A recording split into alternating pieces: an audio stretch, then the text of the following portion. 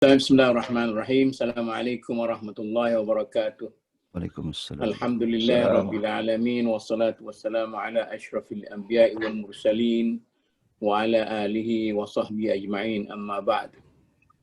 Saudara-saudari, tuan-tuan dan puan-puan penonton sekalian, berjumpa lagi kita pada petang ini dalam dialog orang muda dengan tajuk forum yang berbunyi budaya orang muda sekarang.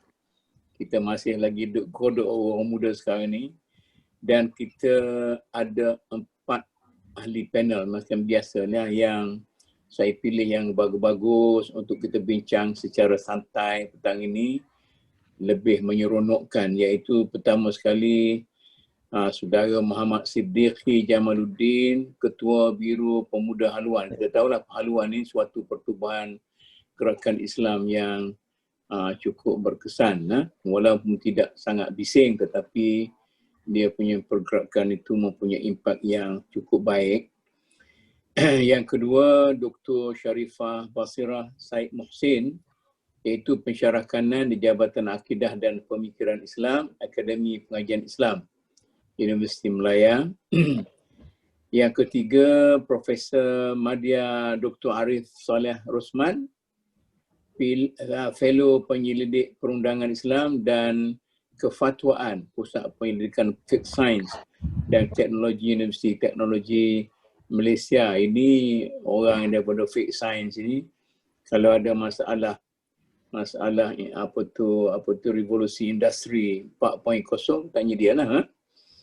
Kemudian yang keempat, ini orang kita sejak daripada beberapa sirian dulu pun sebelum ini, iaitu Profesor Dr. Azizah Hamzah, orang Universiti Melaya, Profesor di Jabatan Pengajian Media, Fakulti Sastra dan Sains Sosial Universiti Melaya. Ini orang yang terkenal lah, seorang researcher yang aktif sampai sekarang daripada dulu. Saya Mahmud Zudi sebagai moderator kepada macam biasalah kepada forum ini, dan kita ada Dr. Basri Hussein sebagai penerbit kepada forum kita.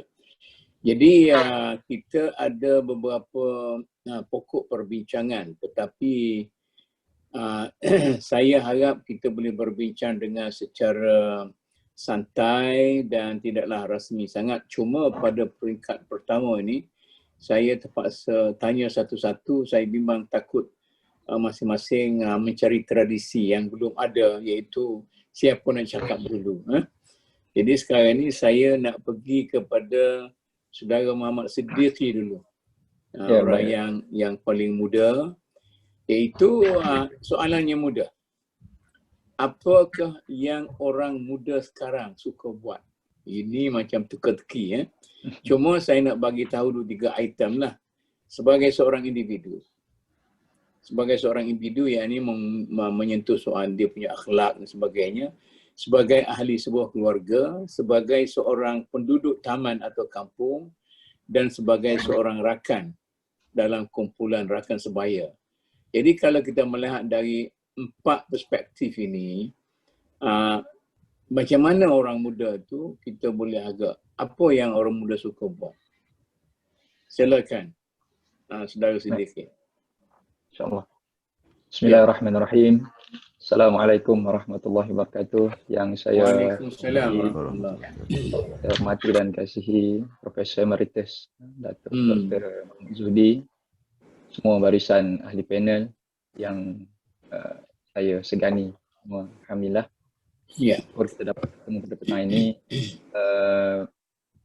Allah menjawab pada persoalan yang dilontarkan oleh moderator Datuk.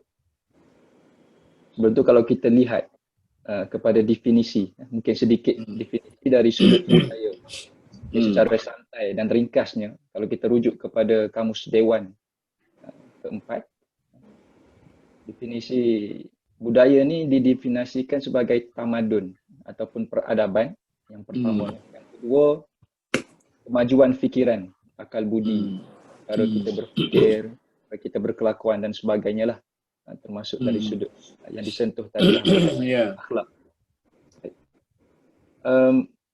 untuk menjawab apa budaya anak muda sekarang dalam konteks 4 perkara tersebut. Sebenarnya semalam saya ada buat sedikit macam kajian survey lah. Saya postkan di Facebook. Saya cuba kumpulkan beberapa responden. Alhamdulillah saya cek tadi sekitar lebih kurang ada 103 responden. Bagus. Daripada Itu Dr. Prof. Zah suka lah tu. Ya. Alhamdulillah, mungkin saya boleh kongsikan lah daripada dapatan responden tersebut yang rupanya yang menjawab 45% daripada jumlah tu anak muda yang berumur 18 hingga 24 tahun. Itu antara yang teramai lah. Dan yang menjawab juga yang paling ramai lelaki 70%, perempuan 30%. Dan saya tanyakan soalan yang sama, apa perkara yang mereka sering lakukan sekarang. Dan memang ramai memberi respon, tapi saya rasa mungkin sebab tahun ini 2020 dalam keadaan kita ni dilanda COVID-19 ni, kita ada PPB. Jadi kebanyakan itu menyebut mereka ni banyak berada di rumah lah, berinteraksi dengan keluarga. Dalam pelbagai aspek lapangan perkongsian yang mereka boleh berbicara dengan ahli keluarga. Dan masih ramai, dan saya rasa memang itulah hakikat daripada hari ini. Ramai yang sebut tentang melayari media sosial lah. Itu Datuk, antara yang dapatannya 70% sebut berkaitan dengan media sosial. Dan inilah apa yang berlaku lah pada hari ini. Dalam kebanyakan anak muda lah. Dan mereka juga sebut tentang dari sudut bagaimana mereka berinteraksi. Maknanya media sosial ni pun kalau kita pergi kepada anak muda ni, media sosial hari ni yang sangat-sangat mereka gemar kunjungi sebenarnya adalah Facebook. Facebook. Kita tahu Facebook ni satu medium mereka berhubung dengan rakan-rakan dalam pelbagai perkara lah, dalam konteks apa sahaja.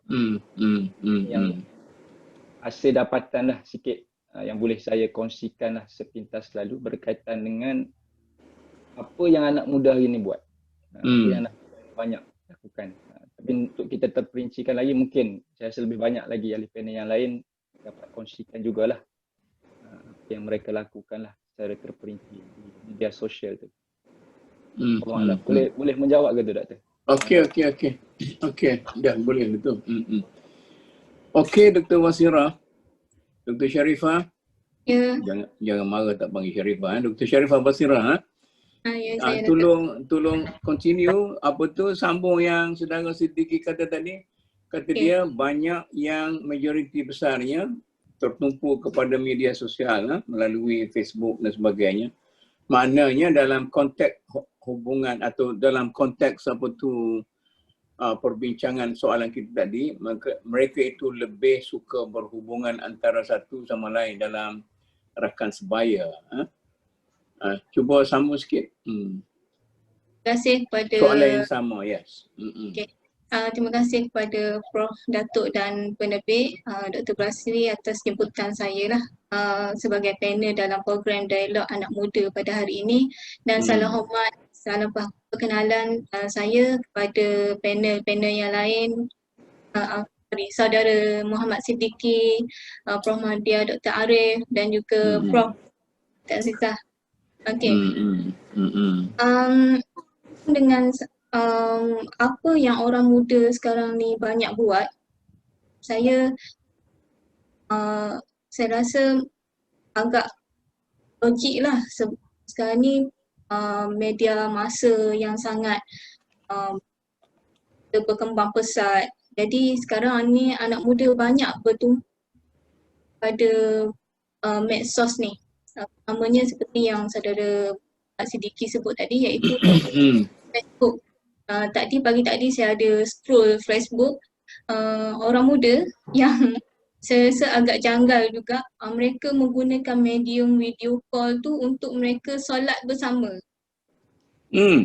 Mungkin couple dan bila dah siap solat tu siap salam-salam lagi dengan melalui video call tu.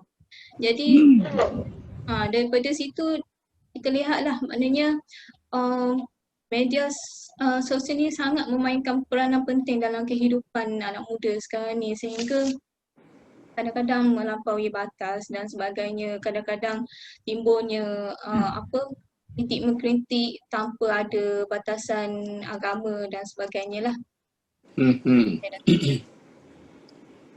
Dia macam ni ya, kalau mengikut apa tu ilmu-ilmu yang sudah established lah, macam ilmu sosiologi kan, dia berasaskan kepada sosiologi. Dia kata ada beberapa apa tu alat lah atau beberapa institusi yang boleh menentukan corak hidup dan budaya sesuatu masyarakat, terutama orang-orang muda. Misalnya keluarga, jiran tetangga, rakan sebaya, rumah ibadat, sekolah dan semua sekali, media dan sebagainya. Jadi saya nak tahu, kalau berasaskan kepada tadi, kalau seorang misalnya budak-budak ni, orang muda ni, dia duduk dalam persekitaran, duduk di rumah dia, duduk di taman kawasan kampung dia dengan jiran-jiran tetangga dia, dengan seorang rakan, dengan kumpulan sebaya dia, dengan sebagai seorang pelajar, sebagai seorang ahli qaryah dan masjid surau, sebagai ahli pusat hiburan dan sebagainya. Dan akhir sekali media. Betul lah, media tu paling berpengaruh sekarang ni. Tetapi apakah aktiviti-aktiviti lain yang dilakukan oleh mereka itu? Takkanlah 24 jam dengan media tak bercakap dengan mak-pak dia lah. Macam mana? Saya nak balik lagi soalan ni kepada dua orang-orang muda kita ni. Jadi selain daripada tengok media tu, guna media tu sampai solat dengan media tu, tak sah tu jemaah tu. Tapi mungkin solat seorang-seorang tu sah lah. Jauh sangat. Jadi macam apa lagi? Sebenarnya bangun pagi sampai petang, apa aktiviti dia dalam konteks hubungan dia dengan keluarga, dengan rakan, dengan jiran, dengan sekolah dia, dengan apa dia. Cuba saya nak belum pergi kepada seterusnya. Saya nak lumatkan di sini dulu dengan dua orang panel kita yang muda-muda ni. Berbalik pada saya ke doktor? Ya, tak apalah. Sesiapa dia pun. Baik, juga berdasarkan yang kaji selidik yang saya lakukan lah. Kaji selidik yang lakukan dari sudut anak muda hari ini, kalau kita tengok dari sudut statistik lah. Media sosial tu satu, seperti yang kita dah sebut tadi. Itu dah. Dah sebut dah. Okay. Yang keduanya, kalau dari sudut amalan ataupun perkara harian-harian yang dilakukan lah. Kalau kita tak ambil kira dari sudut PKP dan PKPB lah. Maksudnya kalau PKPB ni memang dah tak boleh ke mana. Ini gejala sementara. Gejala sementara lah. Jadi kalau kita lihat, ramai anak muda ini, kalau nak kategorikan, dia ada beberapa kategori sebenarnya. Umur 18 ke 24 yang kita boleh sebut sebagai umur awal belia ataupun awal muda ni. Jadi mereka ni masih berada di peringkat pelajaran lah, maksud ada di college, di universiti dan sebagainya. Seterusnya umur 24 ke 28, ke 24 ke 30 dan yang seterusnya lah hingga yang ke-40. Jadi ada 4 peringkat tu. Sebenarnya apa yang dilakukan dia agak sedikit berbeza berdasarkan kaji selidik yang saya lakukan. Jadi yang banyak belajar ni mereka dari sudut keterikatan dengan keluarga itu agak sikit berkurangan. Dan mereka lebihkan kepada rakan sebaya, dan rakan sebaya tu pula bergantung kepada apakah niche area yang mereka sering bersama. Saya ambil contoh yang paling dekat dengan jiran sebelah rumah saya ni.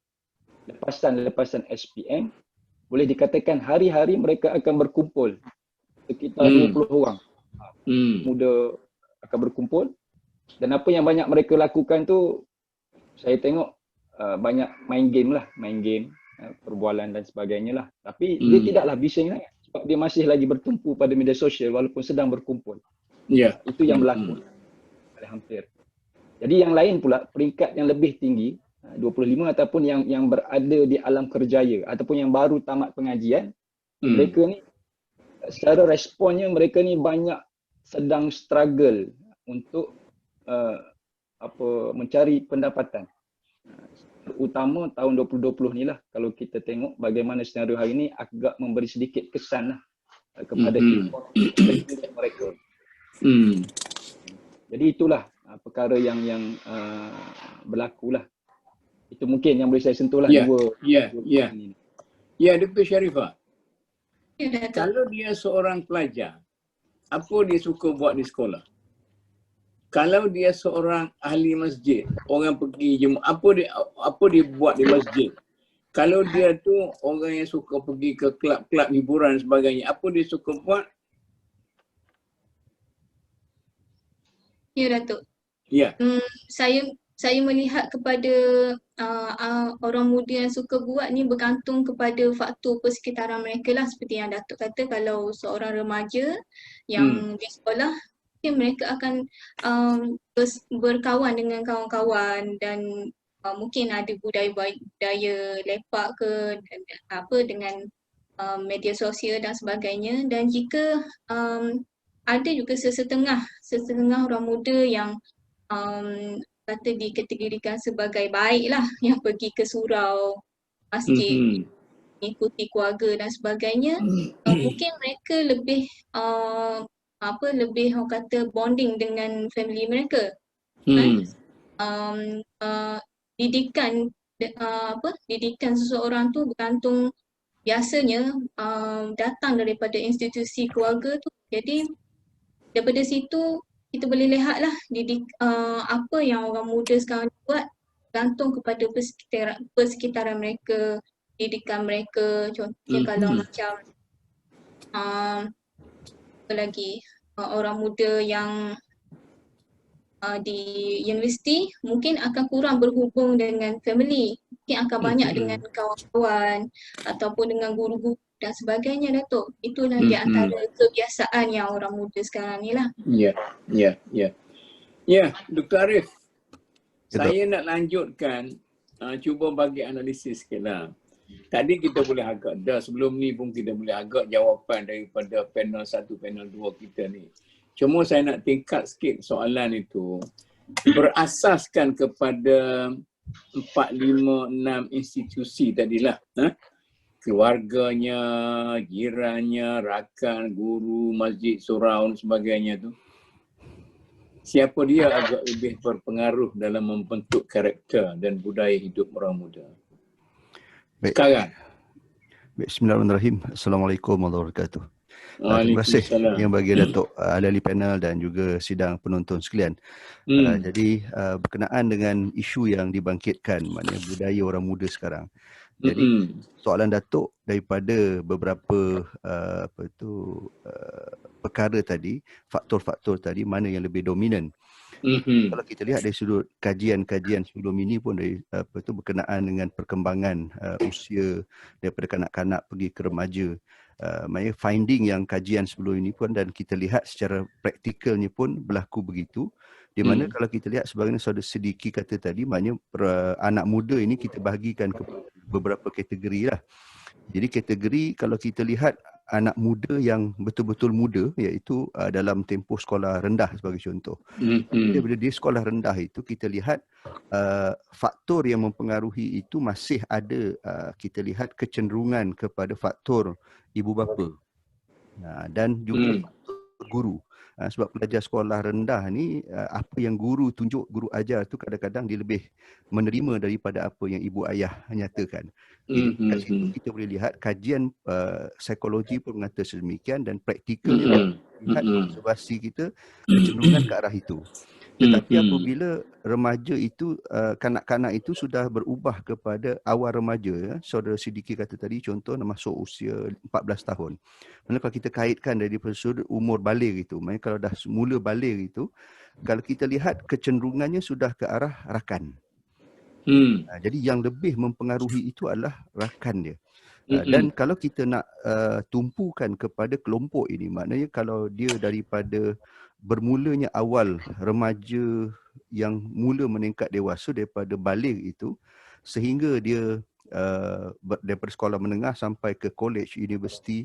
Jadi kat situ kalau kita lihat kecenderungannya dipengaruhi oleh rakan-rakan.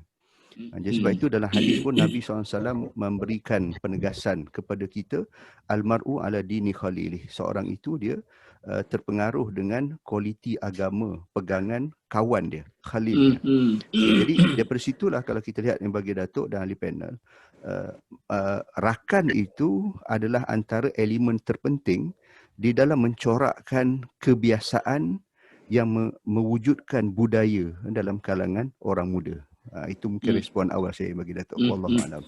Okey, saya nak sambung lagi perbincangan ini dengan perkara yang lebih kurang sama dengan Prof. Hamzizah. Kita ada lagi, saya nak tanya macam ni. Siapa yang lebih menjadi pujaan orang-orang muda kita? Sama ada selebriti sukan dan hiburan, orang politik dan pentadbiran, orang korporat dan perniagaan. Mana lebih diminati oleh orang muda kita sebagai contoh untuk memperkukuhkan budaya hidup mereka itu? Ya, Prof. Assalamualaikum, Prof. Waalaikumsalam. Ahli-ahli panel yang bijaksana, yang muda-muda yang lain. Seperti Prof kata, ya, saya sentiasa mencari dapatan kajian, ya, untuk memberi hujah-hujah yang saya rasa lebih saintifik lah, ya, lebih berdasarkan kerja-kerja lapangan. Sebab kita perlukan, ya, data-data yang tepat seperti itu, ya.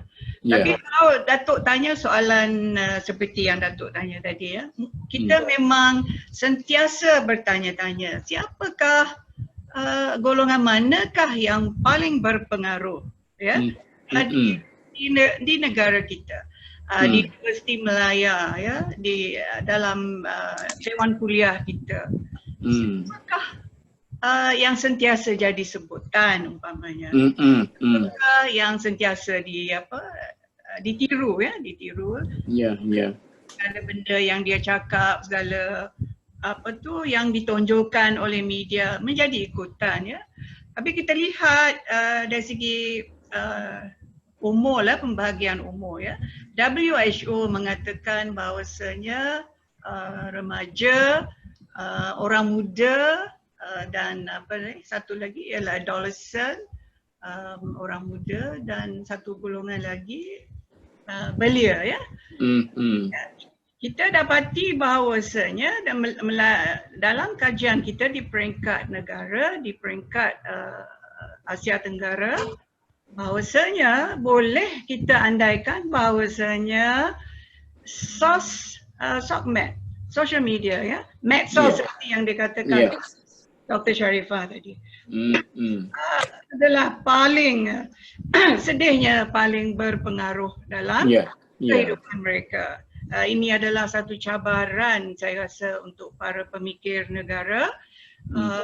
Memang sudah ada kajian-kajian yang tepat, sahih, yang mengatakan bahawasanya semua ini telah diambil alih, ya.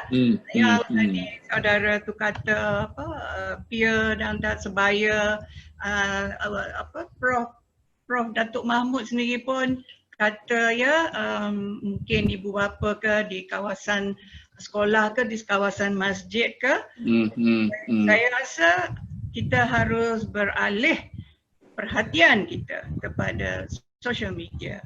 Saya rasa sudah pun berlaku suatu peralihan yang agak drastik dalam kalangan remaja kita. Kita tumpukan, saya tumpukan kepada remaja.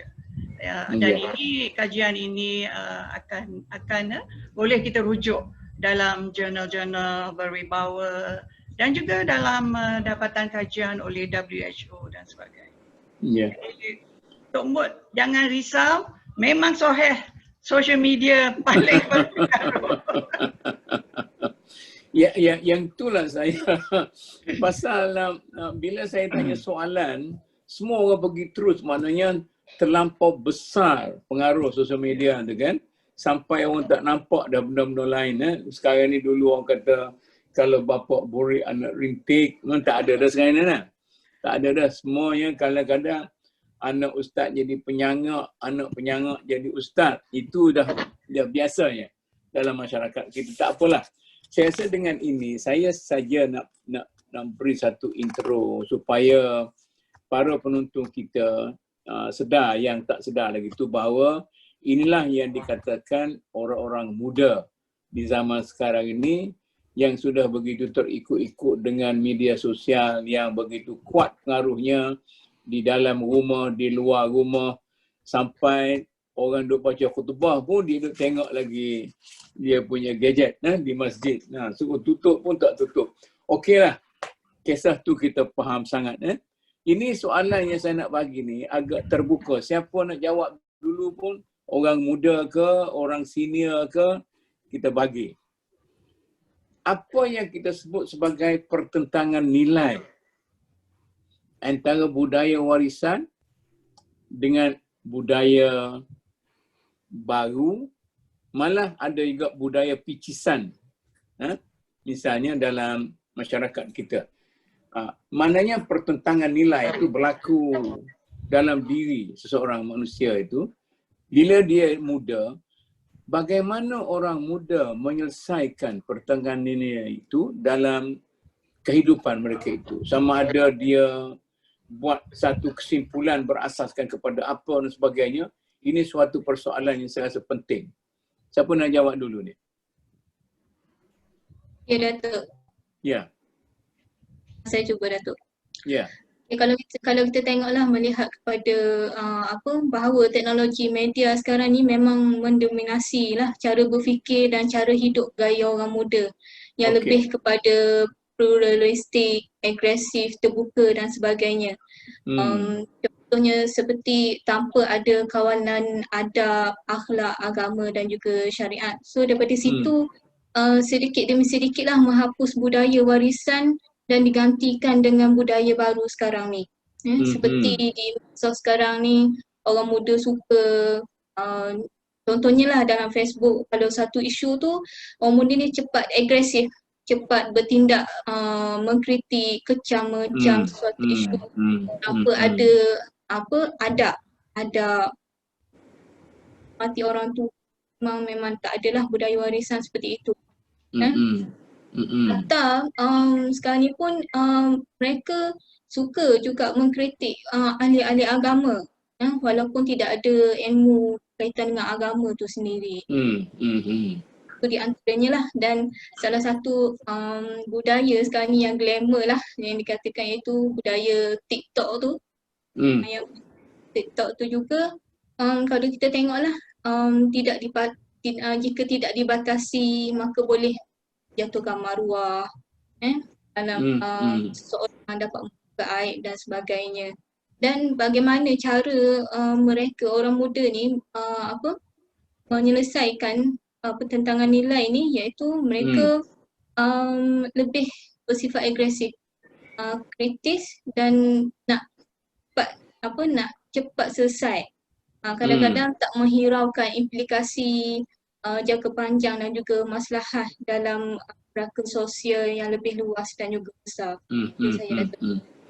Jadi masalahnya, kalau dia betullah dia agresif, dia apa semua sekali, tetapi apakah panduan bagi dia bila dia nak menyelesaikan konflik dalam diri tentang dua warisan tadi? Misalnya nak makan dengan tangan ke, nak makan dengan sudu ke, nak makan dengan chopstick ke.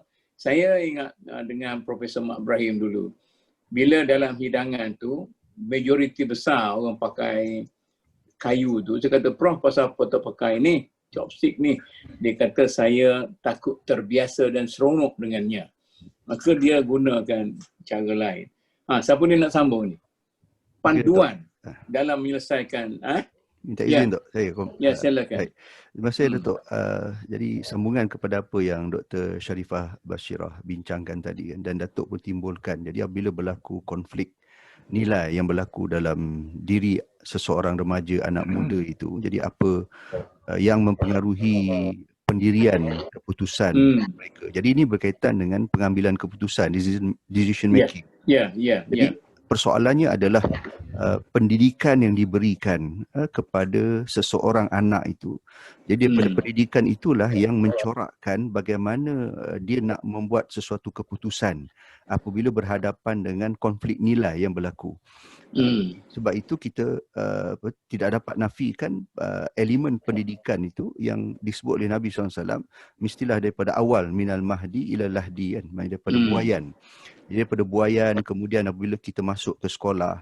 Jadi remaja-remaja ini, anak-anak muda ini, jadi apa yang dididik di sekolah, jadi persoalannya adakah apa yang disampaikan dalam bentuk kurikulum dan co-kurikulum itu dia membentuk sikap penerimaan mereka dalam membuat apa-apa keputusan untuk memilih nilai ataupun untuk dibudayakan di dalam kehidupan. Jadi mungkin itu elemen penting yang bagi Datuk, iaitu pendidikan yang diterima dan kesan daripada pendidikan itu ke arah decision making yang dibuat oleh golongan anak muda ni. Wallahualam Datuk.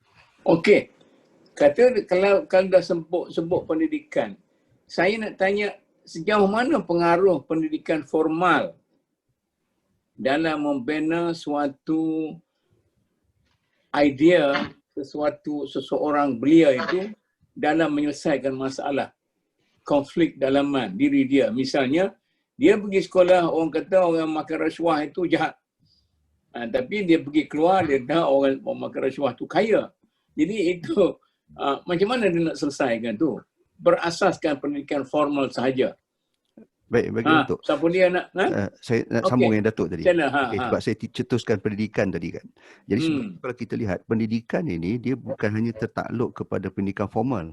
Kerana pendidikan formal yang diterima di sekolah itu, dia punya batasan masa sangat terbatas.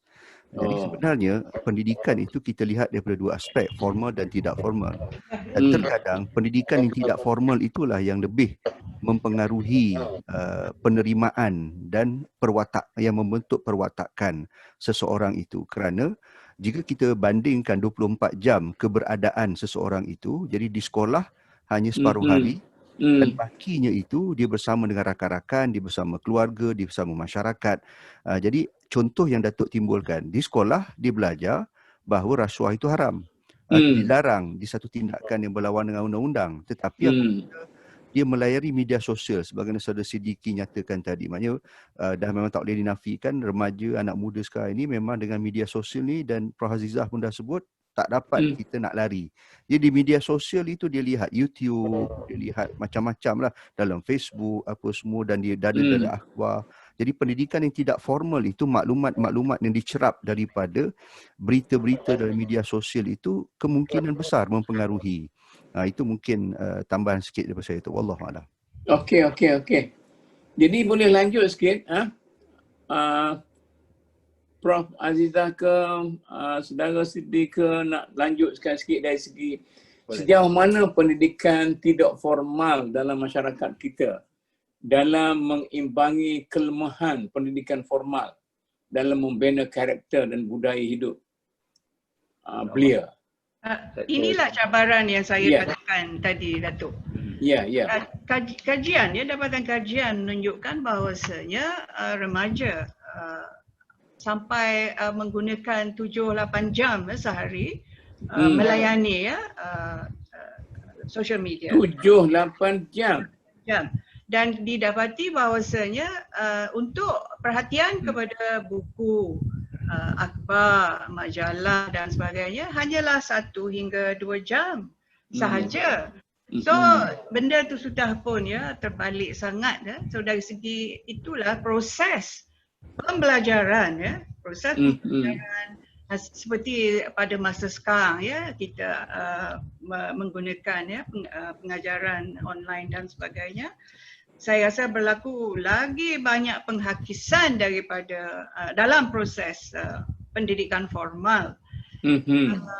semalam ya saya mempunyai saya memberi tak boleh nak panggil kuliah dah sekarang, kita kenakan okey, kita adakan satu discussion sebab suasananya cukup berbeza ya.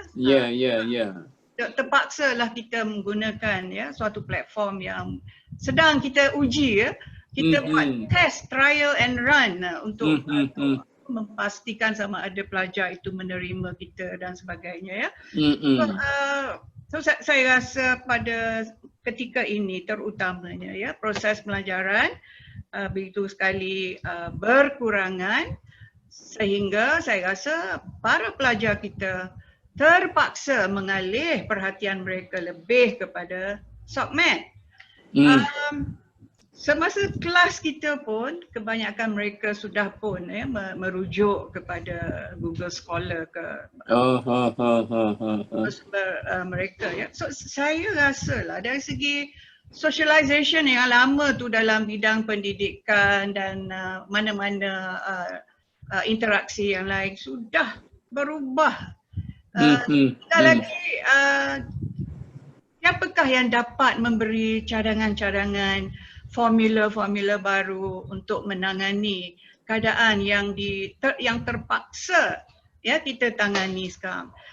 Semasa kita berkuliah ya, Tok Mok, kita berkuliah, kita pasti sama ada pelajar itu dapat menerima secara, kalau dulu kita lihat dari segi face to face kita nampak faham akal mereka berkerut-kerut pening dan sebagainya. Semua indikator itu semua sudah tak ada. Saya melihat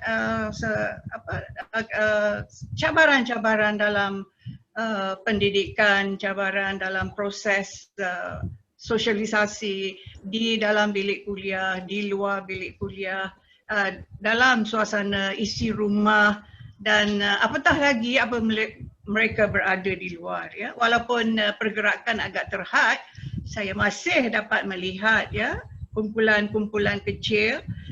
So proses itu saya rasa terjadi dengan lebih kerap dan saya rasa dengan lebih intim, iaitu dalam kalangan peer mereka, rakan sebaya mereka. Pada saya para pakar pendidikan ya. Benar-benar kena duduk dan kaji dan barangkali mencari kalau ada lah. Mana tahu ya rezeki kita baik, Allah Ta'ala bagi kita jawapan-jawapan yang baik ya. Ya, insya-Allah lah.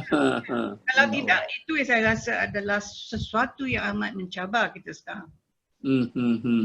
Okey, nampaknya tak boleh lari daripada pakar pendidikan jugalah. Ya. Macam mana orang muda, apa yang nak dikemukakan berkait dengan persoalan ini? Baik, saya tambah sikit. Betul kan? Ya. Okey, insya-Allah. Saya kembali sikit kepada pertentangan nilai budaya warisan, budaya lama ataupun dengan budaya baru. Jadi kalau kita perhatikan balik, kalau kita tengok budaya warisan yang terdahulu lebih kepada mementingkan sikap wasatiyah ataupun kesederhanaan. Itu ada sikap begitu, dan cabaran kepada budaya baru pada hari ini adalah berlakunya budaya liberal dan juga ekstremis. Sudah tidak ada kayu ukur kesederhanaan, sama ada orang muda hari ini pergi kepada terlalu ekstremis ataupun terlalu pula liberal. Itu antara konflik besar je lah pada zaman sekarang ni lah. Kalau lihat. Dan yang kedua, kalau nak menyentuh tentang pendidikan, saya suka nak kongsikan bersama. Kalau kita lihat beginilah, kalau kita lihat sebagai contoh, saya sebenarnya dididik sebagai seorang arkitek. Saya melalui proses pendidikan sebagai seorang arkitek dan sekarang ni saya mengajarlah di sebuah college juga dalam bidang architecture. Kalau kita lihat bagaimana kesungguhan universiti ataupun mana-mana IPT dalam melahirkan pelajar supaya cukup kompeten kepada bidang masing-masing, kita nampak dengan jelas silibus dari sudut penekanan kognitifnya, psikomotornya, efektifnya, kita nampak. Tetapi apabila kita sebut tentang pembinaan, bagaimana nak lahirkan kalau seorang Muslim itu memang Muslim yang berjaya.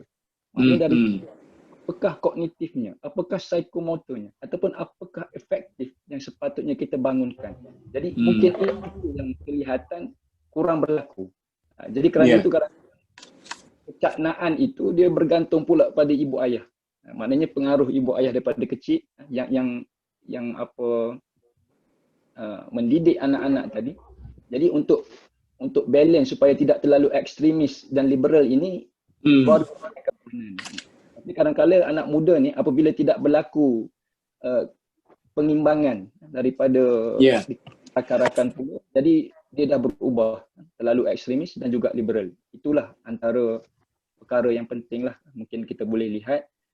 Dan fokus saya tadi kepada pendidikan. Mungkin sebenarnya untuk kita bentuk keseimbangan antara dua budaya ini perlukan kepada silibus-silibus seperti mana juga di IPT dan IPTA lah yang ada. Ini tu mungkin yang kita tercari-cari lah. Ya. Mungkin sedikit. Ada tambahan Dr. Sharif? Saya tambah sikit Datuk. Ya. Mungkin apa budaya yang disebutkan oleh saudara Muhammad Siddiqui tadi tu lebih kepada gejala pasca modernism melalui era globalisasi, revolusi maklumat, kecanggihan teknologi dan sebagainya yang dapat menghakis jati diri generasi muda hari ini. Itu yang saya nampak lah Datuk. Misalnya dapatkah budak-budak ni, orang-orang muda ni biasanya, belia ni, apabila berlaku konflik dalaman, adakah dia dapat menyelesaikan konflik itu ataupun dia sekadar melakukan apa saja? Apa nak jadi. Macam mana ni?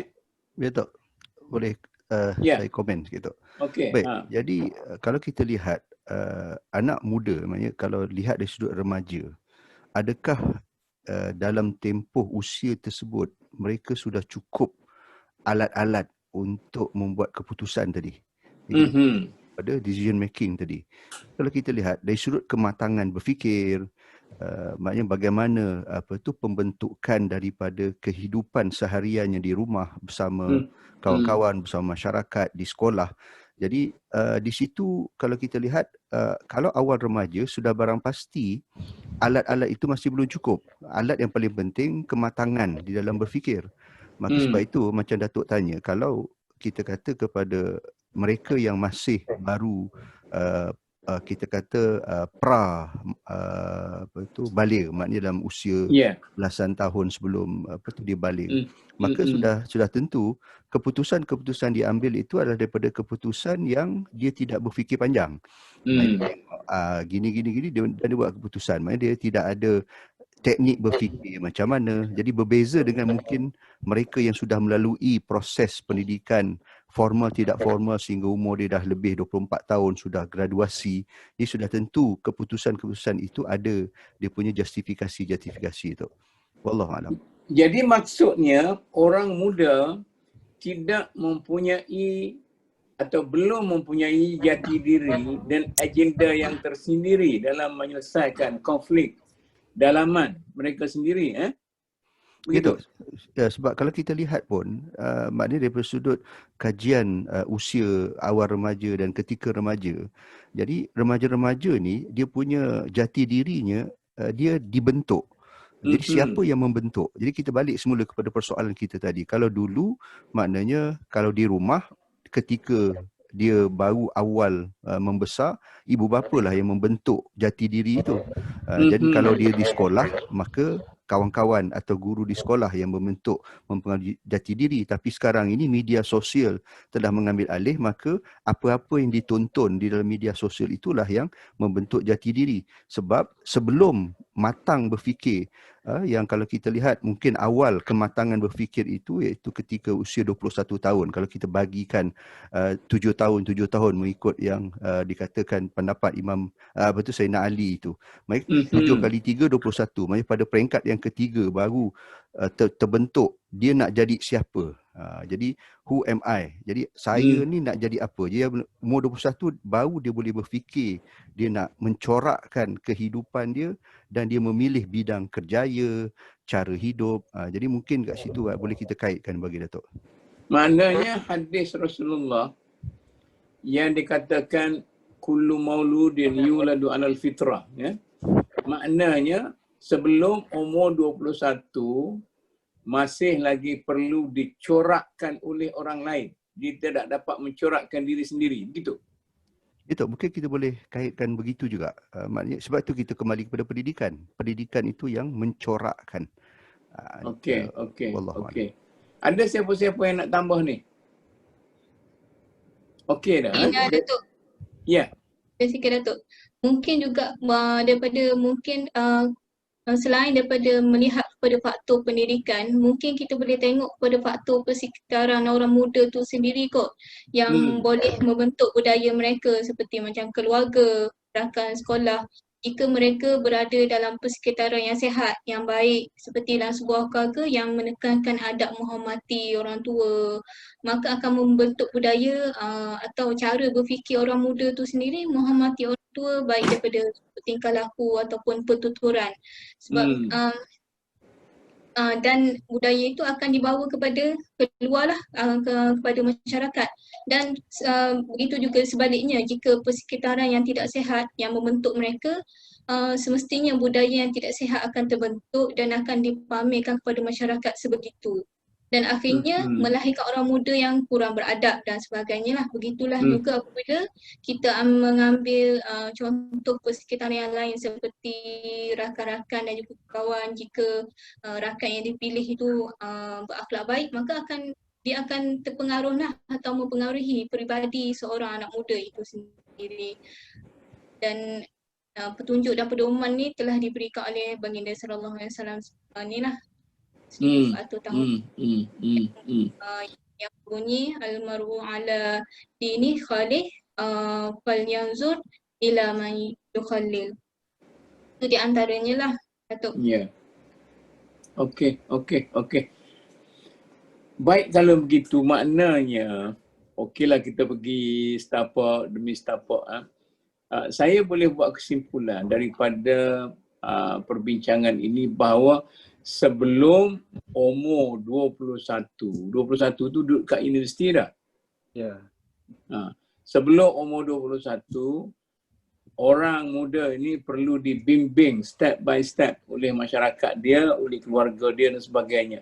Cuma persoalan sekarang, apakah masyarakat kita mempunyai satu agenda yang jelas untuk membimbing orang muda ke arah satu hala tuju yang betul-betul akan menjadikan mereka itu orang yang cukup wibawa dalam masyarakat dan boleh membawa dirinya kepada kejayaan yang betul. Siapa nak mulalah? Yang bagi Datuk, boleh saya mulakan. Baik, jadi kalau kita lihat sekarang ni kita berpindah kepada topik masyarakat, maknanya persekitaran dia punya environment. Okey, jadi sebab itu kita biasa terbaca, maknanya pemikir-pemikir Islam menyatakan bahawa kalau kita nak melihat ulama-ulama yang hebat dahulu, jadi kita melihat kepada setting kehidupan ketika itu. Contoh kalau kita nak lihat kehebatan Imam Syafi'i. Ketika itu masyarakatnya bagaimana? Okay. Bagaimana kehebatan ibu Imam Syafi'i itu sendiri. Kalau kita lihat kesungguhan menghantar anak untuk belajar, berguru, dan bagaimana kalau kita lihat contoh Imam Syafi'i dapat menghafaz Al-Quran ketika usia kanak-kanak, ketika awal remaja, sudah barang pasti pengaruhnya adalah daripada persekitaran, maknanya masyarakat. Dan kalau kita kaitkan itu, kita lihat sekarang ini apakah budaya remaja, anak muda sekarang ini, maka kita lihatlah apa budaya masyarakatnya, apa budaya orang tua yang ada di dalam masyarakat. Maka juga boleh kita lihat sebagai satu bentuk cerminan. Kalau dulu masyarakat kita di kampung, maka dia melihat bahawa anak-anak muda ini adalah seperti anak sendiri. Jadi orang kampung melihat anak orang itu macam anak dia. Jadi kalau anak orang buat salah, dia akan tegur. Tapi adakah budaya itu ada di dalam masyarakat sekarang? Dalam keadaan masyarakat kita nafsi-nafsi, maknanya sibuk bekerja, jadi tak sempat untuk kita melihat jiran tetangga, maka sudah barang pasti apa yang masyarakat ada, maka itulah yang ada di dalam remaja dan anak muda. Jadi nak melahirkan anak muda, maka kita lihatlah kesediaan masyarakat untuk mendidik. Jadi, persoalan Datuk tadi, adakah masyarakat kita mempunyai agenda untuk mendidik remaja kita? Maka pada pandangan saya, kita tidak ada satu agenda yang berstruktur, yang mempunyai satu gagasan untuk kita mencorakkan anak-anak muda ini ke arah mana.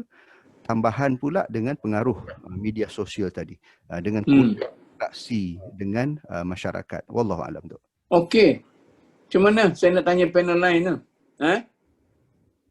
Maknanya betulkah masyarakat kita tidak mempunyai agenda yang jelas untuk membawa anak muda kepada satu destinasi yang tertentu? Macam mana Prof Hafizah? Kajian. Prof Datuk Mut, kalau kita lihat ya dasar-dasar kerajaan ya, memang Malaysia daripada zaman mula merdeka telah menyusun dengan begitu rapi dasar-dasar dan untuk segala macam DEB, daripada rancangan 1 sampai rancangan 11 dan sebagainya. So, dari segi framework kerangka pembangunan, pembinaan dan sebagainya cantik terletak ya. Tapi kita lihatlah sekarang untuk kita setuju tentang satu belanjawan pun kita tak dapat ya persetujuan daripada lawmakers kita. Kurang baiklah. Maknanya telah ada pemikir-pemikir kita ya yang telah menyusun dengan begitu teliti segala macam dasar, segala macam plan strategi dan sebagainya. Dan saya melihat ya adanya tokoh-tokoh anak muda kita sendiri. Seperti saya lihat ya, boleh saya sebut nama-nama sikit tak? Sela. Saya lihat semacam ada suatu harapan dalam tokoh-tokoh anak muda kita seperti Dasar Sukan Negara. Siapa yang menjayakan Dasar Sukan Negara baru-baru ini? Jamaluddin umpamanya. Dan kita lihat juga anak muda YB baru tu, Tuan Syed Saddiq dan sebagainya. Mereka saya rasa lah mereka sudah menunjukkan ciri-ciri kepimpinan yang baik untuk anak-anak muda kita ya. Tapi saya tak berapa faham apa yang berlaku sampai sekarang ya. Kita melihat seolah-olah tidak ada semacam struktur ataupun agensi dalam negara kita untuk masa inilah, untuk setakat. Tapi dari segi perancangan saya rasa telah diletakkan oleh rancangan-rancangan dasar ekonomi, dasar Bumi Putra dan sebagainya ya. Sudah ada.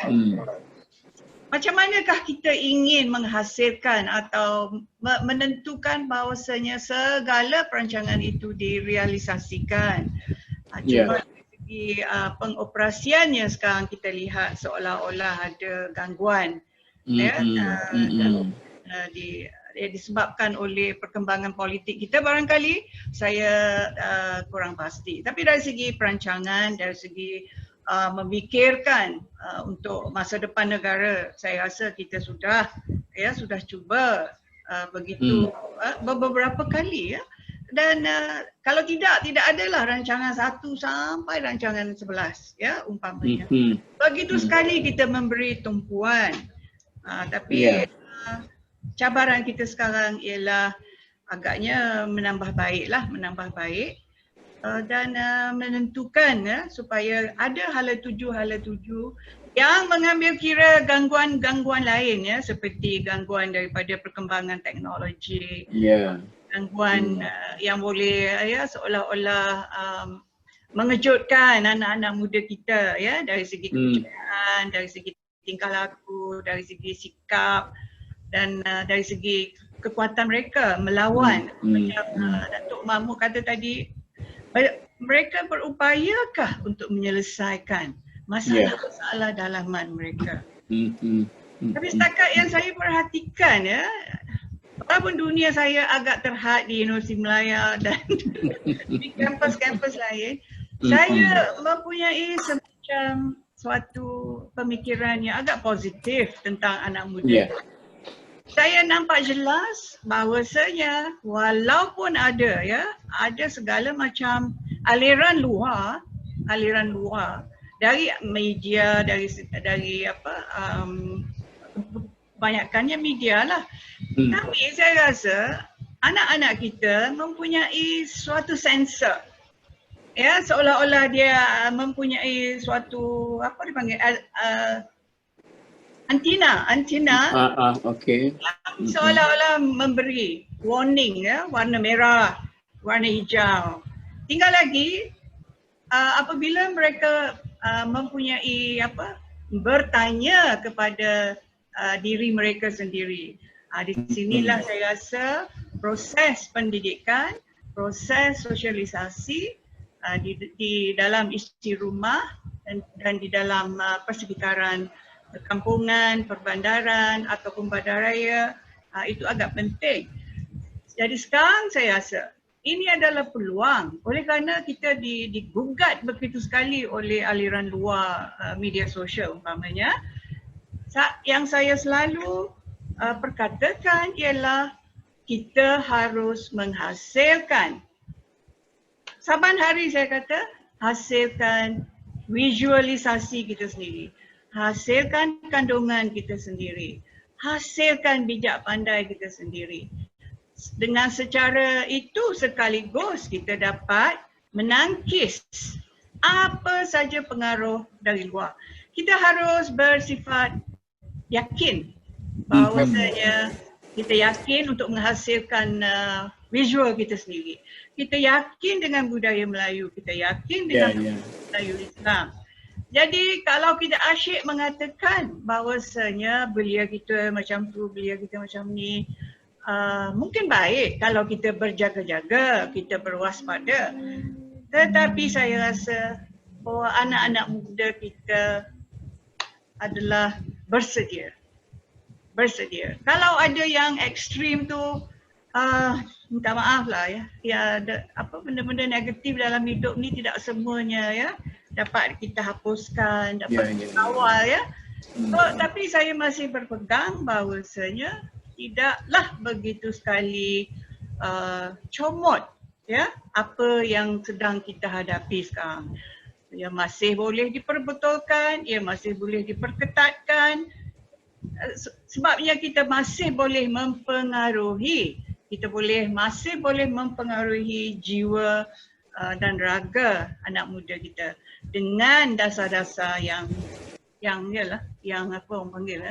dasar-dasar yang cukup bijaksana, Tok Mut. Yang bijaksana daripada pemimpin-pemimpin kita, daripada apa yang kita sebut dalam bidang pengajian media ialah influencer. Itu ada satu istilah yang baik.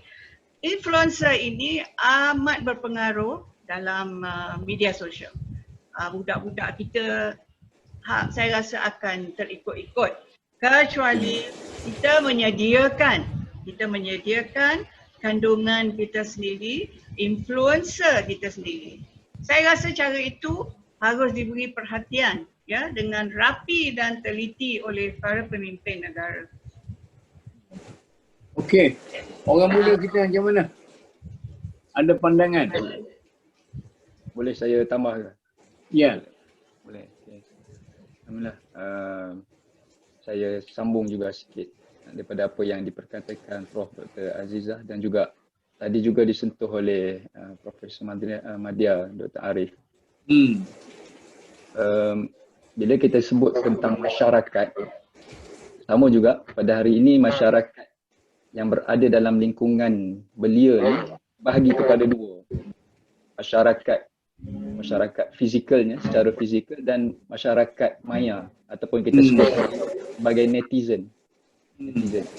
Dan saya setuju juga, walaupun kita memang tidak dapat lari daripada hakikat berlakunya pelbagai permasalahan di kalangan belia, Sebab itu dalam keadaan ketakutan kita terhadap permasalahan-permasalahan ini, kita juga kena ada harapan-harapan.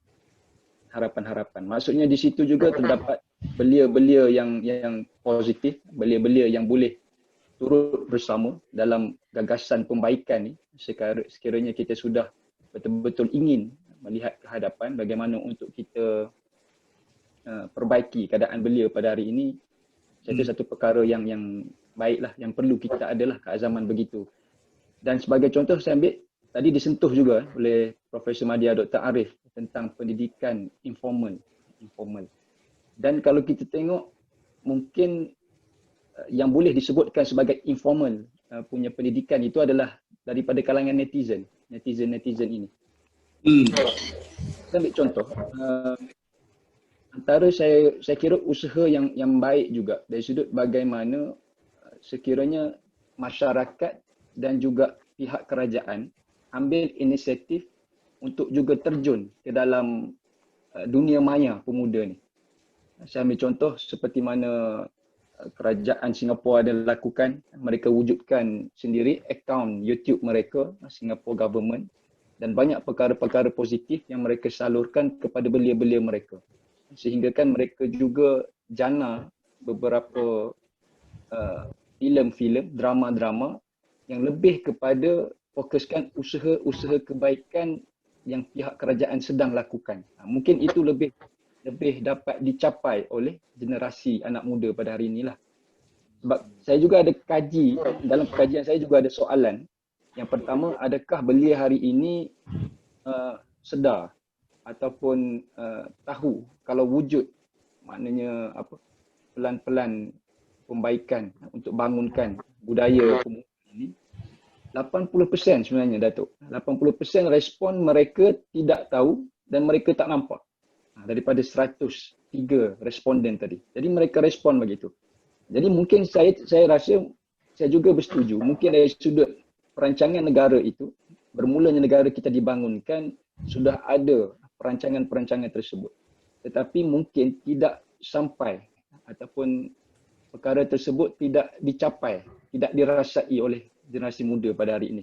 Mungkin dari sudut kelompokan itu, maknanya kita kena masuklah kot. Mungkin tidak secara fizikal, tapi masyarakat hari ini pun nak kena banyak wujudkan lagi perkara-perkara positif di dalam maya, dunia maya. Dan inilah insya-Allah. Okey. Dr. Sharifah. Saya rasa kerajaan pun ada satu dasar budaya negara, kan? Takkanlah dasar ni tidak boleh mempengaruhi masyarakat orang muda sekarang ni. Takkanlah dasar ni nak bentuk orang tua, itu nak bentuk orang muda. Macam mana Sharifah? Kalau tengoklah dasar-dasar yang telah dibuat oleh kerajaan ni memanglah kepada orang, especially khususnya kepada orang muda. Mungkin seperti yang saudara Muhammad Siddiqui sebut tadi, mungkin penghayatan daripada orang muda tu sendiri mungkin kurang sampai kot. Dasar-dasar memang dah ada. Contohnya kalau kita tengok dalam falsafah pendidikan kebangsaan itu sendiri, yang dalam falsafah pendidikan kebangsaan tu yang menyatakan bahawa perkembangan potensi individu secara bersepadu di antara usaha berterusan untuk wujudkan generasi orang muda yang seimbang. Jadi usaha ini bertujuan untuk melahirkan orang muda yang berakhlak mulia, bertanggungjawab dan sebagainya. Jadi pendidikan akhlak itu tidak boleh diberikan tempat yang terasing lah dan terpisah dan tersisih dalam sistem pendidikan kita. Mungkin dasar tu memang dah ada, cuma dari sudut caranya bagaimana yang disampaikan atau penghayatan yang orang muda ambil pendekatan dan sebagainya, mungkin di situ terdapat sedikit kepincangan ke atau macam mana? Dia istilah akhlak dan istilah budaya ni ada beza tak beza? Siapa dia nak jawab soalan saya ni? Antara akhlak dan budaya ada beza tak? kita kalau mengambil pendekatan secara kesarjanaan, budaya harus mempamerkan segala yang positif, budaya harus mempamerkan segala yang murni, budaya harus mempamerkan segala yang mulia. Maka secara sekaligus dia akan menunjukkan akhlak-akhlak yang baik, nilai-nilai yang baik. Jika kita berpegang kepada pendapat tersebut, maka kita mementingkan nilai-nilai budaya. Nilai-nilai budaya yang kita sebut tadi yang murni, mulia dan sebagainya akan menghasilkan akhlak yang baik. So pentingnya kita meletakkan asas-asas budaya dalam kehidupan kita. Dan menghadkan segala macam pengaruh yang luar, walaupun positif, kalau ia terlalu berbeza dengan budaya tempatan, kalau macam mana bagus sekalipun, kita harus mengekalkan ciri-ciri budaya kita. Saya rasa dari segitu, segala tentang budaya haruslah sesuatu yang membina akhlak pada akhirnya. Okey, sekarang ni maknanya kita ada akhlak pribadi, ya. Mungkin kita tidak kata akhlak masyarakat, ya, akhlak pribadi. Kita ada akhlak pribadi. Seseorang itu ada akhlak dia sendiri. Kita ada budaya masyarakat dan kita ada undang-undang dan peraturan negara. Kadang-kala orang memisahkan di antara tiga oknum ini. Akhlak dan pembawaan peribadi dia letak asing. Kemudian budaya masyarakat dia cuba kembangkan secara berasingan. Kemudian dia cuba kembangkan lagi undang-undang, sedangkan kata orang yang bijak pandai, dia kata undang-undang itu sama seperti sastra. Ia mestilah suatu menggambarkan cita-cita masyarakat. Maknanya undang-undang sendiri itu mesti suatu penghayatan terhadap budaya masyarakat dan akhlak pribadi seorang masyarakat. Jadi soalan saya sekarang ini, bolehkah dalam masyarakat kita sekarang ini, terutama sekali bila kita nak membentuk budaya orang-orang muda, kita senyajaikan, campur, cuba menyelesaikan tiga perkara ini supaya tidak ada confuse. Ini akhlak, ini undang-undang, ini kata budaya masyarakat. Kadang-kadang orang melihat secara ini undang-undang tapi bertentangan dengan budaya masyarakat, misalnya begitu. Jadi bolehkah kita senajaiskan semuanya sekali dalam usaha untuk melahirkan satu masyarakat muda yang berbudaya tinggi? Bagi Datuk, komen kepada persoalan yang Datuk timbulkan tu. Baik, jadi kalau kita lihat kerangka undang-undang, Datuk sentuh tentang undang-undang kan. Jadi kalau dulu undang-undang bertulis itu dia tidak diberikan penekanan kerana sudah ada undang-undang yang berbentuk budaya. Undang-undang adat. Jadi undang-undang adat ini maknanya kita lihat daripada situlah apakah nilai yang dipegang di dalam sesuatu bangsa yang bersama di dalam sebuah masyarakat, maka atas dasar nilai bersama itulah mereka menjadikan satu kesefahaman sesuatu itu dianggap salah sebagai contoh. Betul. Maka bila dari sudut budayanya salah, maka undang-undang akan menghukum. Tapi apabila kita lihat dari sudut kerangka undang-undang moden sekarang ini, jadi kita melihat seolah-olah undang-undang itu diasingkan daripada akhlak. Mungkin saya nak kaitkan dengan satu isu sebagai contoh. Apabila satu aliran yang menentang tindakan Jabatan Agama Islam mengambil undang-undang terhadap salah laku individu yang dianggap sebagai polis sosial. Seorang lelaki berpakaian wanita. Contoh macam isu di Negeri Sembilan, bila ditangkap oleh penguatkuasa Jabatan Agama Islam Negeri Sembilan, maka ada suara-suara dalam kalangan lawyer mengatakan ini adalah hak kebebasan peribadi. Maka kerangka berfikir lawmaker melihat bahawa akhlak dan undang-undang itu terpisah yang bagi Datuk timbulkan tadi. Jadi di sinilah kalau kita melihat, kita kena kembali balik kepada falsafah yang kita pegang. Okay? Jadi contoh Prof Azizah ada menyentuh tadi berkenaan dengan filter. Jadi pada diri kita ada filter. Jadi macam mana kita nak synergizekan yang bagi Datuk timbulkan tadi, saya nak kaitkan dengan konsep filter yang Prof Azizah nyatakan. Jadi kalau kita lihat kepada hubungan akhlak, norma masyarakat dan undang-undang. Jadi dalam Islam, Islam menitik beratkan kepada pendidikan peribadi. Dalam diri seseorang itu ada yang disebut sebagai nafsu. Dan Allah SWT menyatakan fa'alhamaha fujuraha wa taqwaha. Maka kesediaan potensi yang ada pada diri seseorang, sama ada orang muda atau orang dewasa, sesiapa sahaja, fitrah yang ada yang bagi Datuk timbulkan tadi yang Nabi sebut, kullu mauludin yuladu alal fitrah. Setiap maulud anak yang lahir itu dalam keadaan fitrah. Salah satu elemen fitrah itu iaitu kesediaan mengenal mana baik dan mana buruk. Sehingga ahli falsafah dulu membincangkan baik buruk macam mana dia punya asas dia.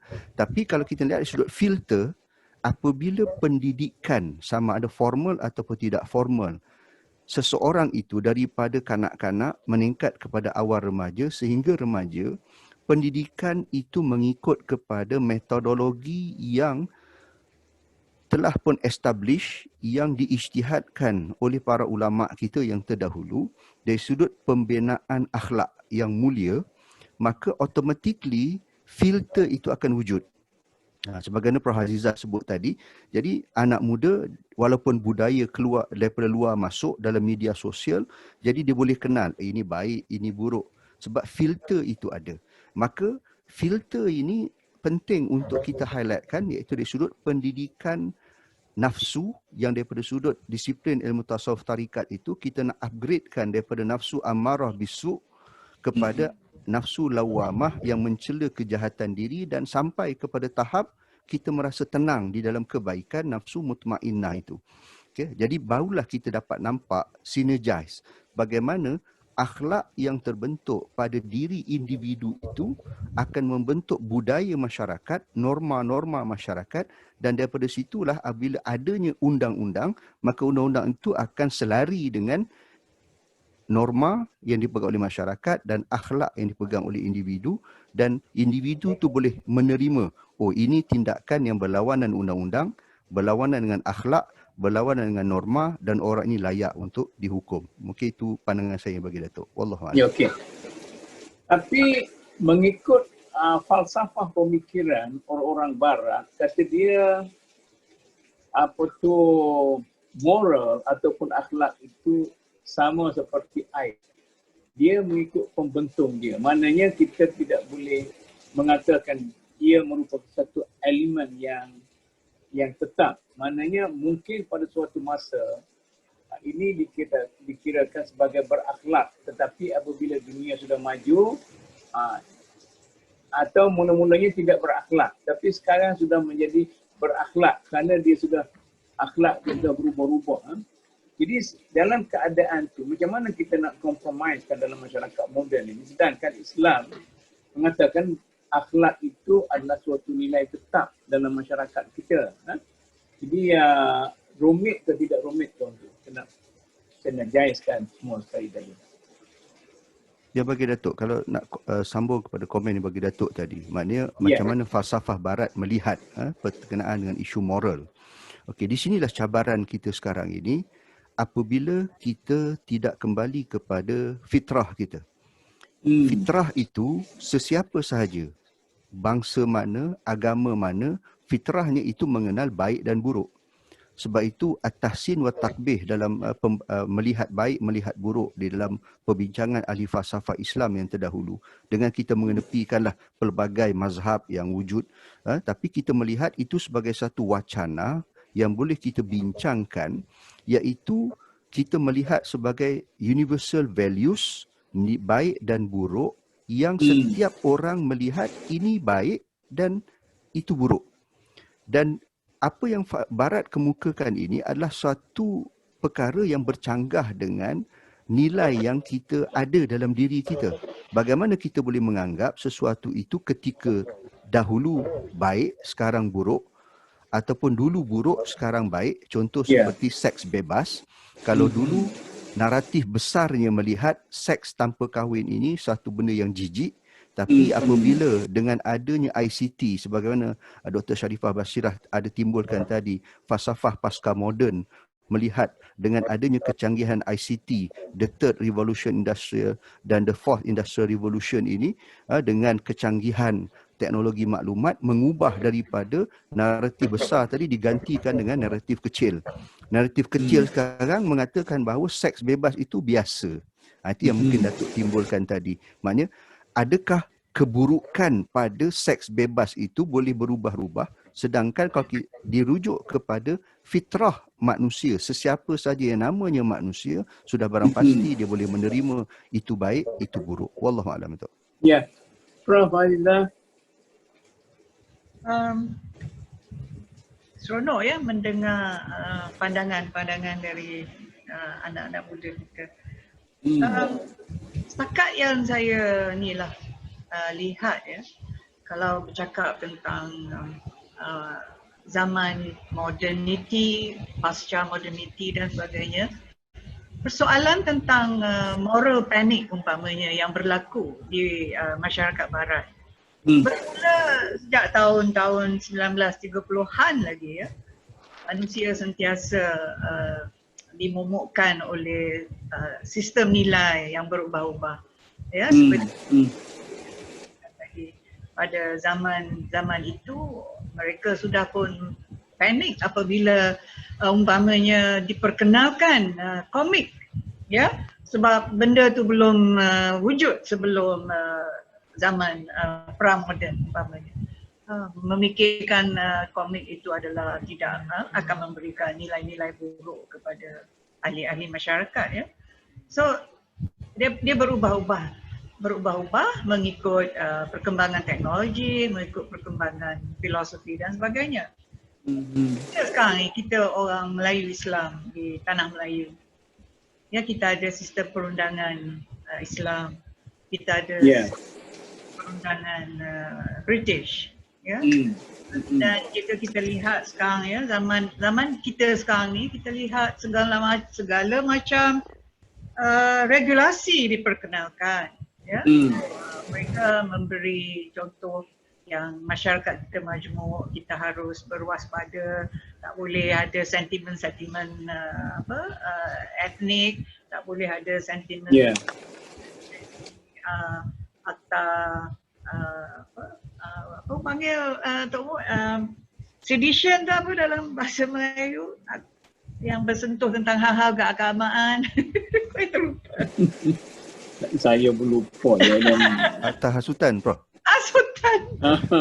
Sekarang yang berleluasa ya di negara kita, sehingga tak sanggup ya kita mendengar luahan-luahan dalam TikTok, dalam social media dan sebagainya. Ya.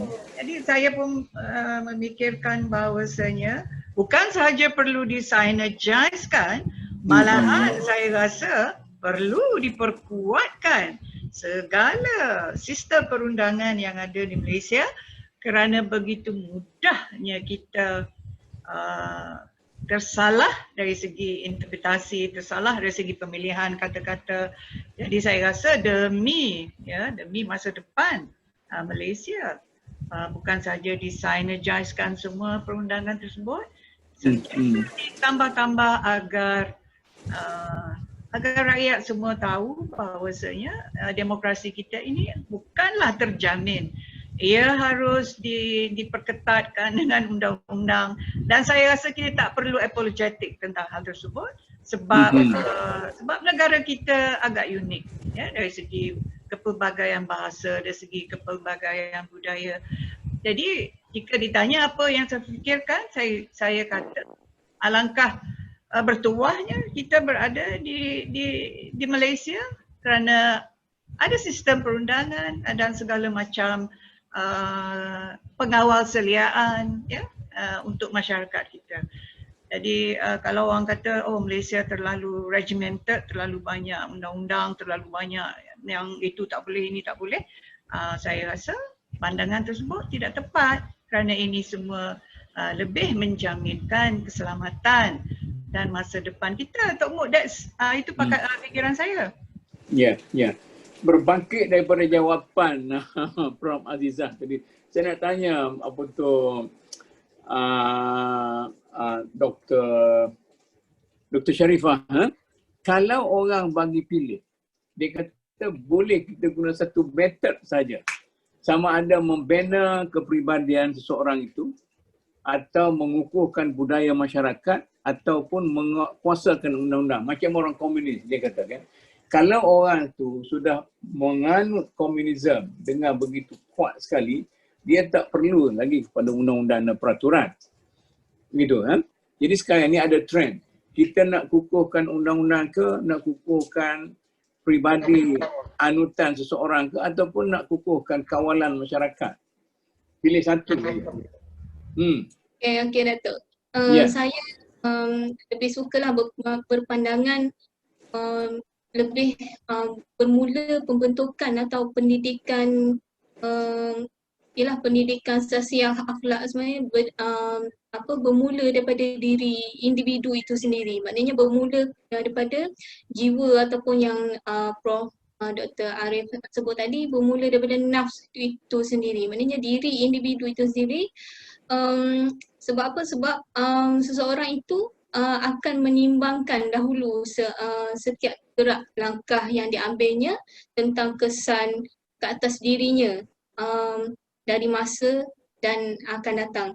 Dan apakah tindakan tersebut akan mendatangkan manfaat ataupun mendatangkan mudarat. Jadi berbalik kepada individu itu sendiri yang membuat keputusan atau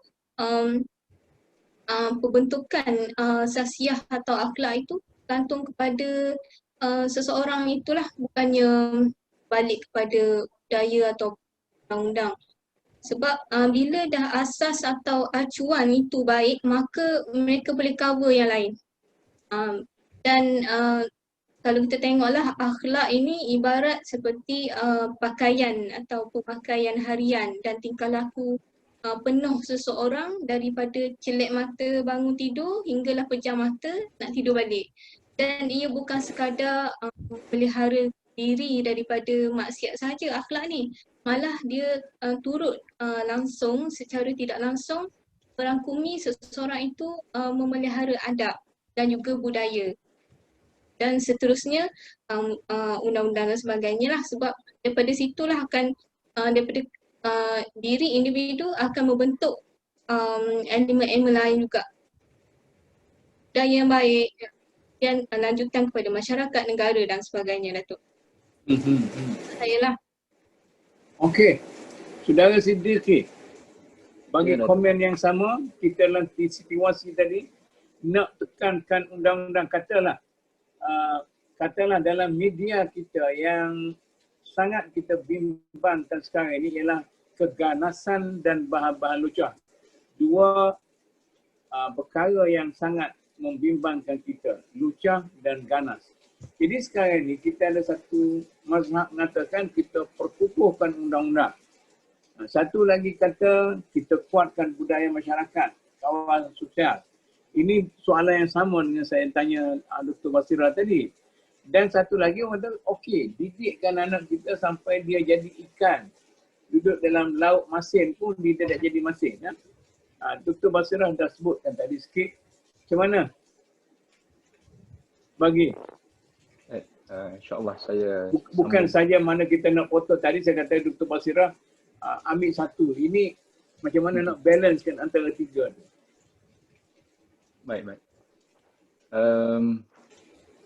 Hasil juga daripada yang kajian bila saya bertanyakan kepada 103 responden, majoriti bersetuju tentang pembentukan kepada sasiah individu. Dan ada yang juga bersetuju kepada yang keduanya dari sudut pembentukan budaya masyarakat. Dan sikit sahaja yang bersetuju berkaitan dengan pembentukan undang-undang. sekiranya kita tengok kepada keseluruhan apa yang kita dah bincangkan pada hari ini, dan juga kalau kita kembali kepada apa yang pernah dilakukan oleh baginda Nabi SAW, Rasulullah sendiri sebut innama mu'istu liutamma karimat akhlak. Mana dari sudut akhlak itu juga peranan ataupun juga message yang dibawakan dalam risalah Islam itu jugalah. Dan saya juga teringat, cuma saya minta maaf saya tak ingat bilakah tahun pihak Amerika Syarikat pernah cuba untuk haramkan arak. Haramkan arak kepada di negara Amerika lah. Dan apa yang berlaku, perbelanjaan yang begitu besar, wang yang dikeluarkan untuk mengharamkan arak itu akhirnya buntu. Maksudnya gagal. Setelah tahu penentangan masyarakat dan sebagainya, akhirnya gagal. Tapi bila kita lihat kepada apa yang dilakukan baginda Nabi SAW, ada 3 tahap peringkat ayat Al-Quran turun berkaitan dengan arak ni, khamru kan. Dengan izin Allah, selepas turun sahaja ayat tentang pengharaman arak secara total, maknanya terus masyarakat Madinah ketika itu berhenti daripada minum arak. Maknanya 2 situasi yang berbeza tetapi message yang sama, nak haramkan arak. Itu kita boleh lihatlah. Jadi apa yang boleh saya kongsikan juga, maksudnya di sinilah pentingnya pembentukan akhlak dan juga norma masyarakat. Maksudnya apabila semata-mata akhlak itu dibentuk secara berasingan tanpa ada satu kesepakatan dalam masyarakat, kita bimbangi juga perkara itu hanya diusahakan segelintir pihak, tidak secara masyarakat, tidak secara bermasyarakat. Maksudnya saya mungkin sedikit berbeza. Betul, kita perlu bentuk masyarakat, tetapi kaedah bentuk individu, tetapi kaedah pembentukan itu sebaiknya kita gerakkan dalam bentuk norma masyarakat yang inginkan kepada pembaikan individu. Allahu a'lam bissawab. Mungkin itu. Okey, terima kasih. Kita ada sesuatu dia nak tambah lagi sebelum kita buat kesimpulan. Okey, kita ada masa yang cukup selesa untuk membuat kesimpulan. Biasanya saya akan minta panel pertama buat kesimpulan dulu, tapi saudara Siddiqui baru lepas kan, tak sempat nak bernyawa lagi. Saya nak minta Dr. Sharifah dululah buat kesimpulan. Dia sempat bernyawa dah. Kemudian saudara Siddiqui dan kemudian Dr. Arif, dan akhir sekali kita pergi kepada Profesor Aliza. Dr. Sharifah, apa nak simpulkan? Saya boleh daripada discussion pada petang ini, melihat secara keseluruhannya orang muda ni perlu menyeimbangkan tuntutan material dan juga tuntutan spiritual. Justru orang muda sebagai umat hebat sebenarnya akan muncul apabila wujudnya suatu perancangan yang menyeluruh berpaksikan kepada 4 unsur utama, iaitu pemupukan atau pendidikan pengawasan terhadap rohani, jasmani, intelek dan juga emosi selaras dengan ajaran Islam. Dan golongan muda juga harus berperanan sebagai ejen yang mampu untuk memimpin masyarakat ke arah kebaikan dan kesejahteraan. Hanya kat situ boleh menjadi role model kepada masyarakat. Dan tidak dinafikan bahawa mereka amat perlukan bimbingan. Maksudnya orang muda ni dia sangat perlukan bimbingan daripada kaum tua, golongan tua sebagai sebagai petunjuk ataupun pedoman kepada mereka. Tetapi pada masa yang sama mereka juga perlu mendidik diri mereka, bukan semata-mata mengharapkan pada golongan yang lebih senior. Mereka mesti punya inspirasi lah dalam diri mereka bahawa mereka adalah sebagai seorang pemimpin yang bertanggungjawab ke atas diri mereka, rakan, keluarga, bangsa, agama dan negara mereka sendiri. Itu saja Datuk. Okey, terima kasih. Terima kasih Diki. Simpulkan. InsyaAllah sebagai pusingan terakhir, kesimpulannya saya ingin kita kembalikan kepada ayat 13 surah Al-Hujurat bila Allah sebut ya ayyuhan nas inna khalaqnakum min dzakarin wa untha wa ja'alnakum syu'uban wa qabaila lita'arafu inna akramakum 'indallahi atqakum, insyaallah.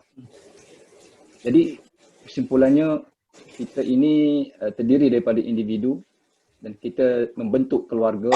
Kita ada syu'uban, qabail, masyarakat-masyarakat, berbangsa-bangsa, dan yang akhirnya Allah ikat kita kembali. Tiada yang lebih mulia selain daripada orang yang bertakwa kepada Allah SWT, dan saya rasa itulah kita punya tujuan dalam kita mengadakan perbincangan inilah pada petang ini. Dan 3 poin yang boleh juga saya sebutkan secara kesimpulannya. Yang pertama, tidak dapat tidak, sebagai sama ada orang muda seperti saya dan juga ahli-ahli veteran yang berpengalaman, yang banyak ilmunya, kita kena memang terima hakikat keadaan budaya orang muda masa kini. Seperti mana yang disebutkan tadi, itulah dia punya dunia baru pada hari ini bagi golongan muda dan sesiapa sahajalah yang berada pada zaman ini. Dan yang kedua, berkaitan dengan bagaimana untuk kita kembalikan budaya ini, seimbangkan agar ia tetap berada dalam satu landasan yang boleh menuju kepada takwa Allah Subhanahu Wa Taala itu tadi. Maka ini perlukan sinergi dari pelbagai pihak lah, baik dari sudut pihak kerajaan, masyarakat dan juga ataupun pihak-pihak seperti mana NGO, seperti mana pihak kami haluan. Juga kita sememangnya cakna dan ingin bersama-sama mana-mana pihak untuk kita lihat perkara ini secara serius dan kita pergi kepada penyelesaiannya, insya-Allah. Dan yang ketiga, akhir sekali, insya-Allah tidaklah kita lupa untuk sentiasa bermunajat, memohon doa kepada Allah Subhanahu Wa Taala. Allah pimpin kita, Allah pandu kita, berikan kepada kita hidayah dan inayahnya untuk kita dapat satu solusi yang terbaik, yang insya-Allah apabila adanya solusi ini, semua pihak, khusus di Malaysia ini, kita akan dapat manfaatnya, insya-Allah. Itu sahaja daripada saya serahkan kembali kepada Prof. Okey, terima kasih. Dr. Salehin. Ya, yang bagi Datuk. Terima kasih Datuk, Ya. ahli panel dan sidang penonton sekalian. Baik, jadi sebagai kesimpulan bicara kita pada petang ini berkenaan dengan budaya orang muda. Okay, jadi sepanjang perbincangan kita, beberapa aspek yang telah kita diskusikan. Kebiasaan orang muda sekarang ini bagaimana, pengaruh-pengaruh yang mempengaruhi. Jadi saya nak melihat yang bagi Datuk dan ahli panel, kita melihat bahawa dalam kita merencanakan membentuk satu budaya, maka dia adalah berkait rapat dengan persoalan ijtihad. Jadi bagi Datuk lebih maklum perkara ini. Baik, jadi apa-apa perancangan yang dilakukan sama ada dalam bentuk penggubalan dasar-dasar di peringkat kerajaan ataupun norma-norma yang hendak diterapkan di dalam masyarakat, ataupun daripada sudut kurikulum, co-kurikulum pendidikan formal, tidak formal kepada individu, kita perlu kembalikan kepada soal ijtihad itu sendiri. Bila soal ijtihad, maka dia perlu kembali kepada kelayakan. Jadi kalau kita lihat saya nak lihat kalau Datuk timbulkan tadi tentang peraturan, undang-undang, maka kita mengatakan bahawa siapa yang nak menggubal reka bentuk, kita nak buat acuan anak muda ini 20 tahun akan datang, bagaimana yang terbentuk acuannya kita lihat sekarang, maka itu adalah proses ijtihad. Dan ijtihad ini dah tentu kita perlukan kepada satu metod manhaj yang terurus. Jadi saya simpulkan kerancuan yang berlaku dalam kita dah bincangkan tadi, maknanya pengaruh media sosial, bagaimana nilai-nilai yang tidak stabil, macam mana anak muda membuat keputusan. Jadi sebenarnya kita memerlukan satu gaya fikir ahli-ahli yang berkelayakan untuk menyusun satu strategi yang berteraskan kepada ijtihad bagaimana untuk kita melahirkan anak muda yang menjadi kebanggaan negara, yang menjadi pemimpin negara pada masa akan datang.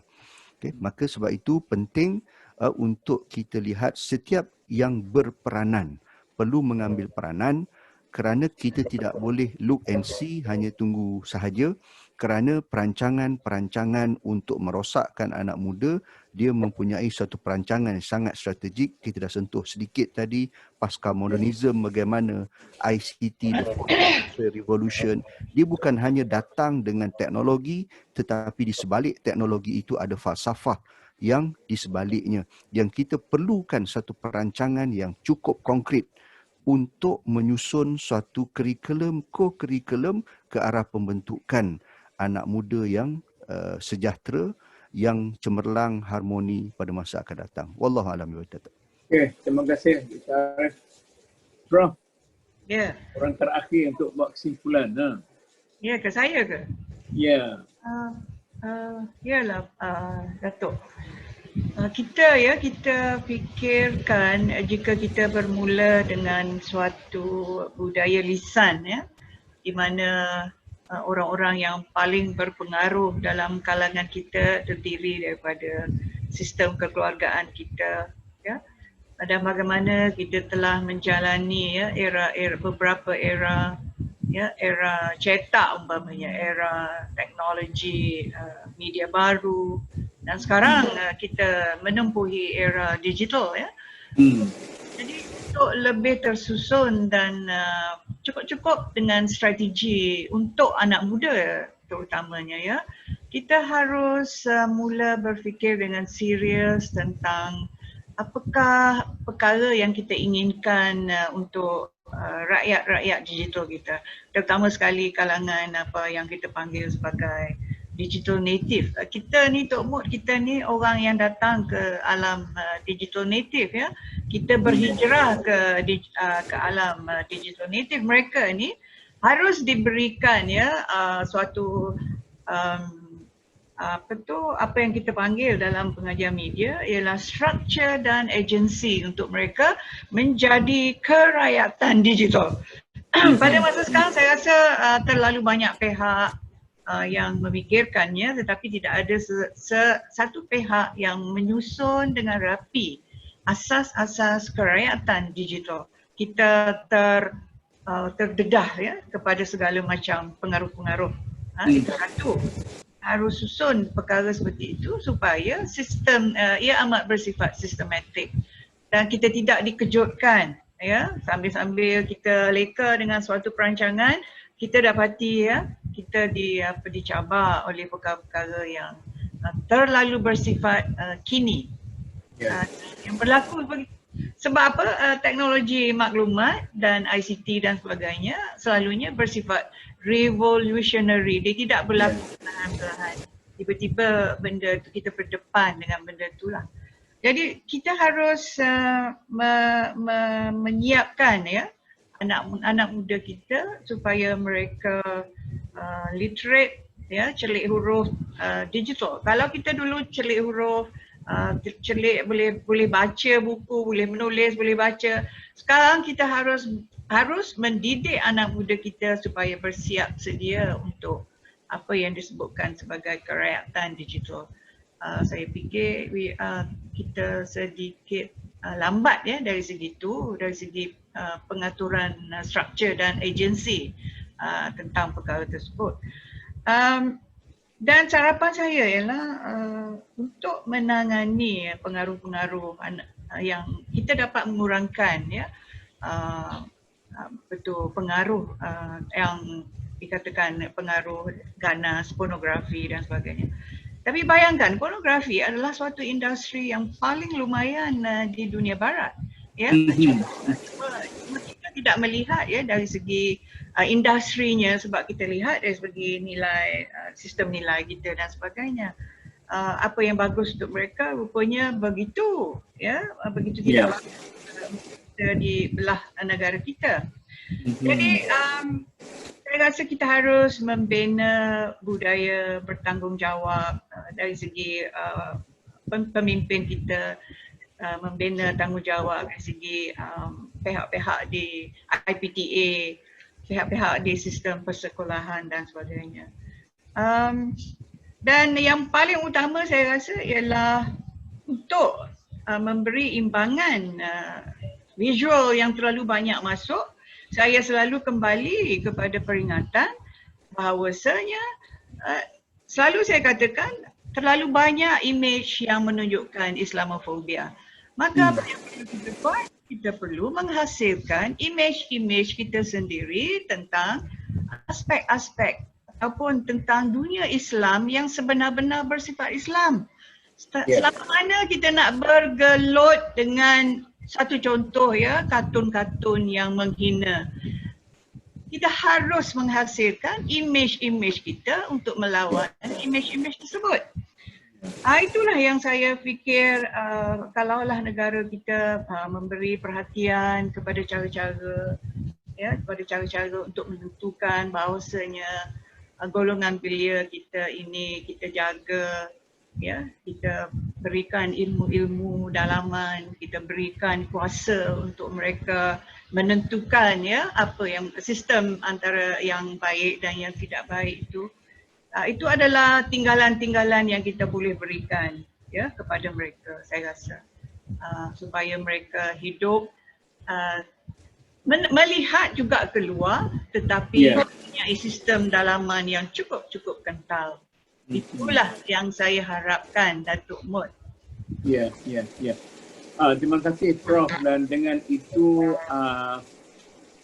selesai kita berbincang pada petang ini dan saya rasa banyak yang kita bincangkan dan kita harap para penonton dapat mengutip banyak mutiara yang diperkatakan dan lebih memahami apa yang berhadapan dengan masalah belia kita sekarang ini.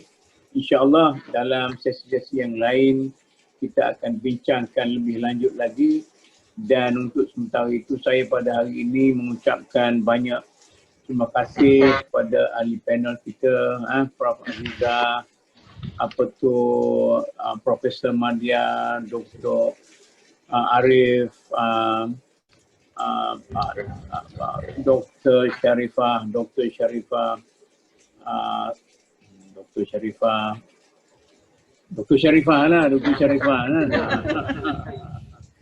dan saudara Siddiqui. Begitu juga kepada penerbit kita Dr. Basri Hussein dan insya-Allah kita jumpa lagi pada masa yang akan datang. Akhir kata, wabillahi taufiq. Wassalamualaikum warahmatullahi wabarakatuh.